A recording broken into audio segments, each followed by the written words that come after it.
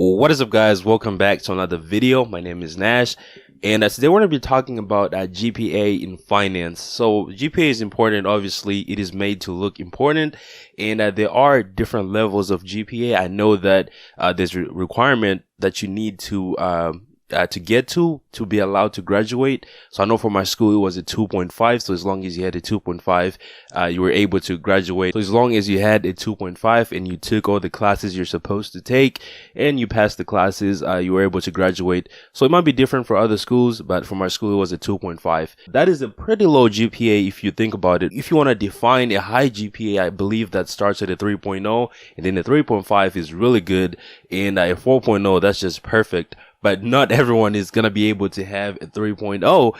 And now the question is, can you get a job if you have a GPA that's below a 3.0? So maybe you have a 2.5, 2.6, 2.7. And if you are in college, you've probably heard your advisors and maybe professors talking about how important it is to have a high GPA in order to be successful or get a really good job. And to be honest, I think GPA is a little overrated. I only say this because I graduated with a low GPA. I did not have a high GPA. So I can tell you guys from first-hand experience, not everyone is good at taking exams. I know me personally, it's hard for me to take exams on a certain topic, but if you ask me to explain the topic, I will be able to explain it from A to Z, the entire thing. I'm just really bad at taking tests. All right, so let's say for my finance exams, I learn about, stocks and stuff like that, and I'm able to explain it, and I'm able to actually trade stocks on my own and make a profit. But then I have to take an exam at the end of the class in order to test my knowledge, to test what I've learned. And let's say I failed the exams, and now I'm categorized as someone who is a failure, someone who didn't pass the exam. And if you fail enough exams, your GPA is going to go down, you're going to fail the class and possibly not graduate, or maybe you have to extend your graduation time frame because you keep failing classes.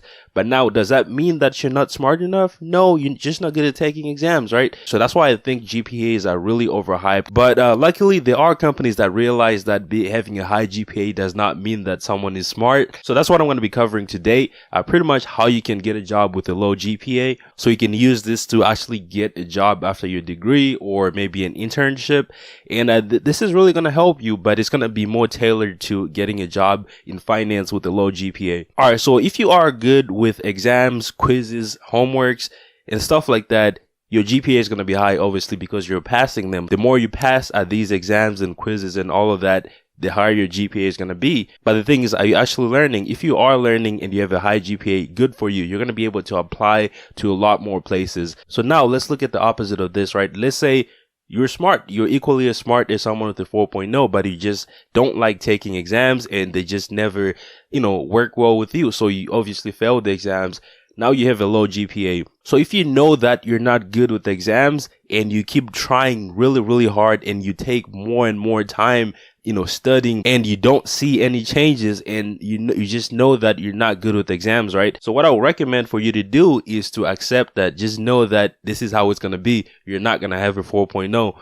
And once you realize that, you need to focus on gaining more experience, right? So a good substitute for GPA is going to be experience, right? So if someone has a 4.0 GPA because they went to school, they just focus on their classes, and the only thing they have on their resume is the classes they took and their 4.0 GPA. And then there's me.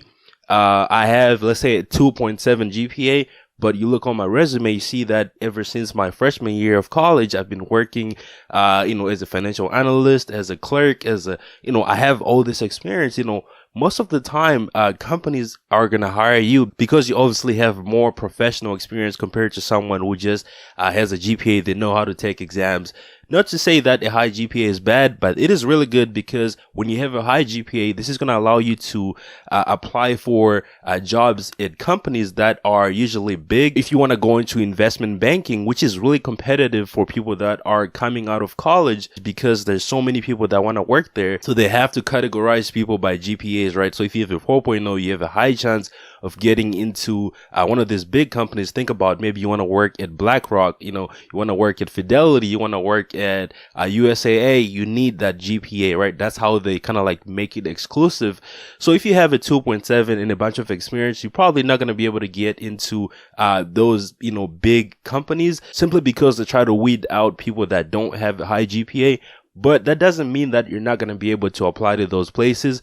So what I would do is, like I said before, focus on getting experiences, right? That could be getting a part-time job as a data entry person, or you can get finance internships, or you can take courses online on Microsoft Excel, data entry. Just gain as much experience as you can so you can put that on your resume, and that's going to look a lot better than the 4.0 GPA, right? So now that it's time to apply for jobs, you put your resume together. One thing I would avoid is putting your GPA on the resume. Don't put it on there if it's below a 3.0. So just put your experience. If you have a lot of experience, you've been doing all these jobs, all these part-time jobs, all these internships, you've taken all these courses that gave you certifications, put that on the resume, because once they see that, they're not going to be focused on the GPA or anything like that. They might ask you, what's your GPA, by the way? They realize that the experience that you have accounts for the GPA, right? Because most of the time, students that work in college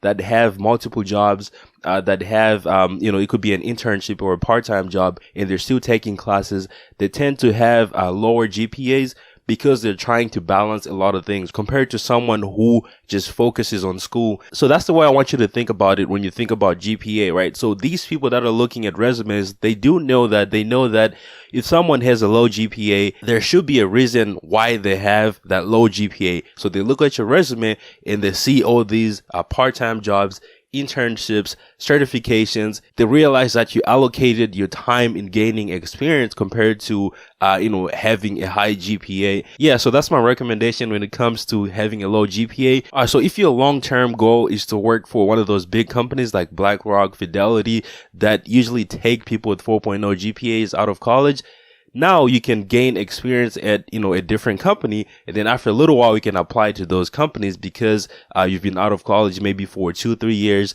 and you have, work experience. And now they're not going to be asking you for your GPA. They're not going to do that. They'll just ask for your work experience. So that is one way of kind of working around that. But don't let having a low GPA limit your opportunities, right? So, don't just focus on one of those big companies that have, you got to have a 4.0, you got to have a 3.0. Work for your local banks, local credit unions.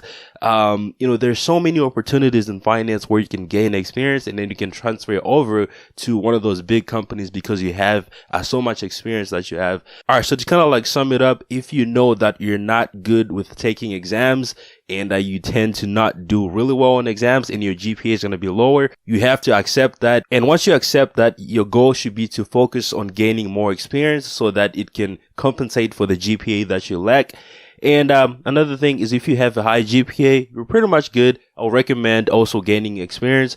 Yeah, so that's pretty much it. And like I said before, I graduated with a really low GPA, and I did find myself having a job that paid me more than some of my friends that had, 4.0 GPAs, or some of them weren't even employed. So that just goes to tell you that having a high GPA is just a number at the end of the day. It's how you kind of work around it, by gaining experience and showing that you might not be good at taking exams, but you do have experience, you do have a work ethic, you do have consistency, and you're open to learning more stuff.